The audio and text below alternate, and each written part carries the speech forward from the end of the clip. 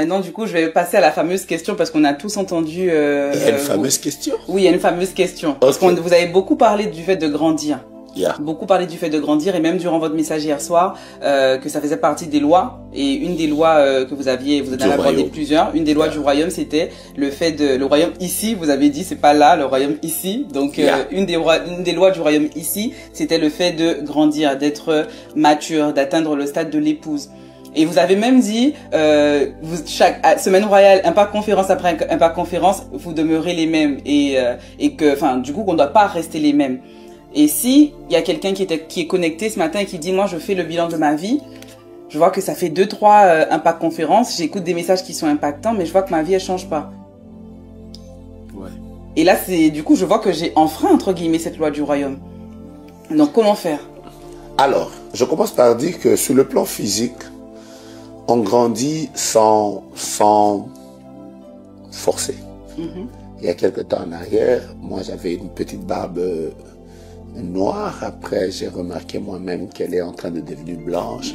Je grandis, je me réveille, je dors, je me réveille, je dors. Je me rends compte que j'ai poussé. Je n'ai plus la même taille que j'avais il y a 20 ans.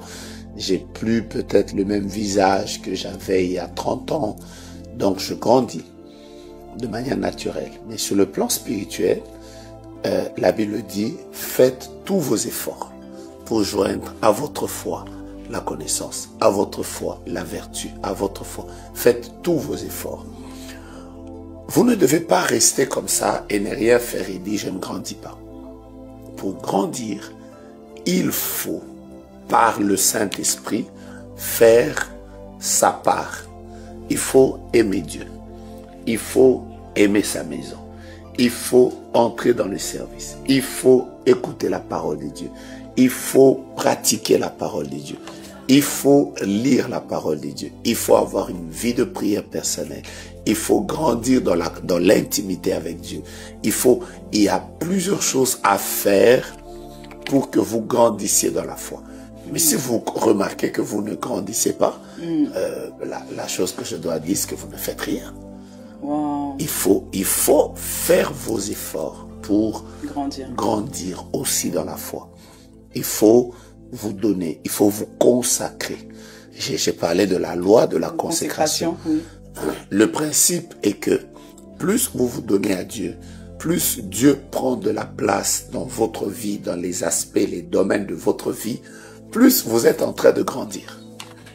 Et vous-même, vous remarquerez que je ne suis plus au même état. Plus vous laissez à Dieu de prendre sa place, plus vous laissez à Dieu de vous vider, plus vous laissez à Dieu de vous briser, plus vous laissez à Dieu de prendre le dessus de tout, de prendre la direction, le volant, plus vous vous soumettez à sa volonté, plus vous serez en train de grandir.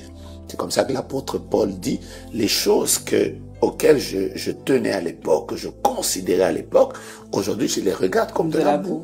Parce que j'ai fait des efforts. Mais il continue, il dit, tout ce qui m'intéresse, je fais des efforts pour saisir Christ. Ça veut dire qu'il a refusé de rester au même niveau. Il a voulu avancer. Il n'y a personne qui doit dire, mais moi je cherche à grandir. Mais je grandis pas. Mais je grandis pas. Qu'est-ce que tu fais? Est-ce que tu désires vraiment évoluer? Il faut le désirer.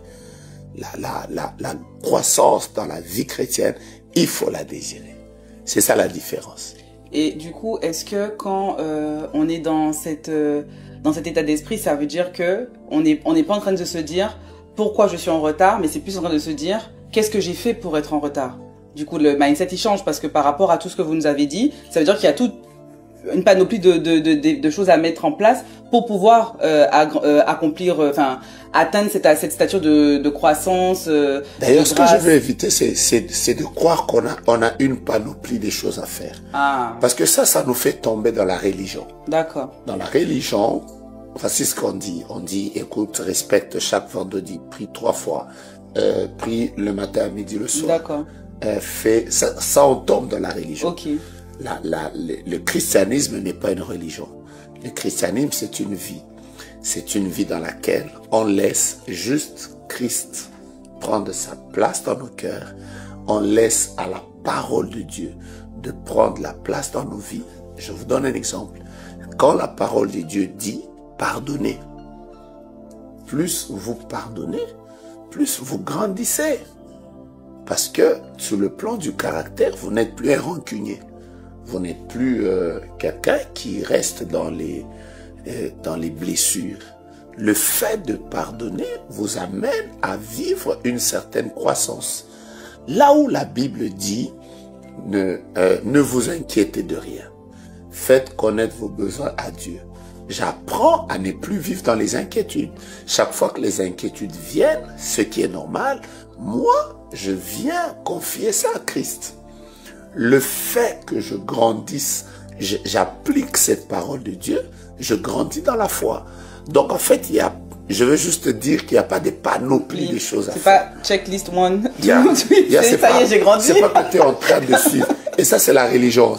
On n'est pas en train de faire, voilà, oh, c'est ça. Ah, donc c'est bon, je lis ma Bible, je prie à 5 heures, je vais dormir à 23 heures. Il a parlé du service, c'est bon, je sais. Et je voudrais dire que si on doit vivre comme ça, la vie chrétienne est très compliquée. Oui. Si on doit vivre comme une religion, mais ça ne tiendra pas, c'est très lourd. Mais c'est parce que c'est souvent ce que les gens disent. C'est pour ça que les pharisiens n'ont jamais réussi à obéir, parce que c'était compliqué. Christ est venu nous donner la formule la plus simple. Laissons-le vivre en nous, en obéissant à sa parole simplement.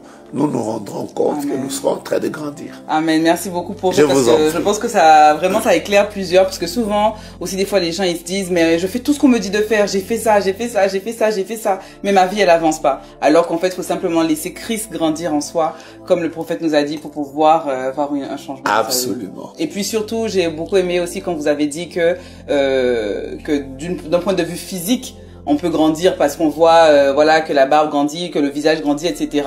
Ça, c'est d'un point de vue qui est un point de vue physique. Maintenant, quand on grandit, ce n'est pas que physique. On grandit au niveau de l'âme, on grandit au niveau de l'esprit. Donc, même si je regarde en arrière d'un point de vue physique, je vois que ma vie n'a pas changé. En réalité, la maturité, la croissance, ce n'est pas uniquement avec ce qui est physique, en fait. Donc c'est important d'avoir ce type de clé pour pouvoir faire aussi de bonnes introspections et puis aussi pour pouvoir avancer et atteindre la stature que le Seigneur veut qu'on puisse atteindre dans cette saison. Erika, tu es de retour parmi nous? Oui, je suis de retour, ça y est, je suis revenue.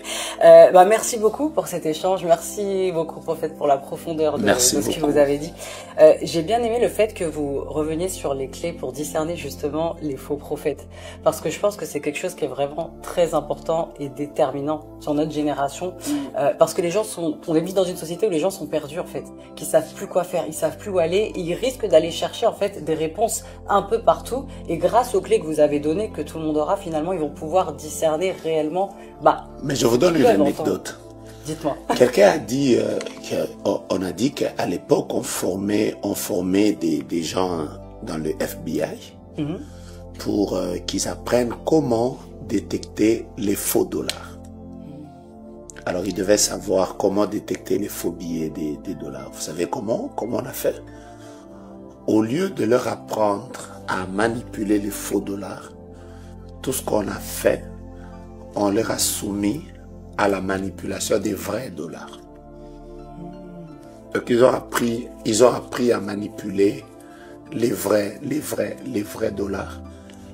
Et tellement qu'ils avaient manipulé les vrais, qu'ils ont reconnu les faux. Chaque fois qu'ils tombaient sur le faux, ils pouvaient savoir que c'est le faux.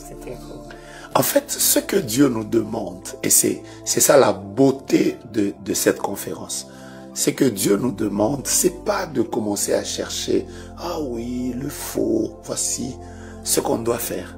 C'est nous faisons un effort pour être attachés à Christ, attachés à sa parole, manifestons la vie de Christ en nous, le vrai. Ça sera facile de découvrir que ça c'est faux. Amen. Voilà. Profond.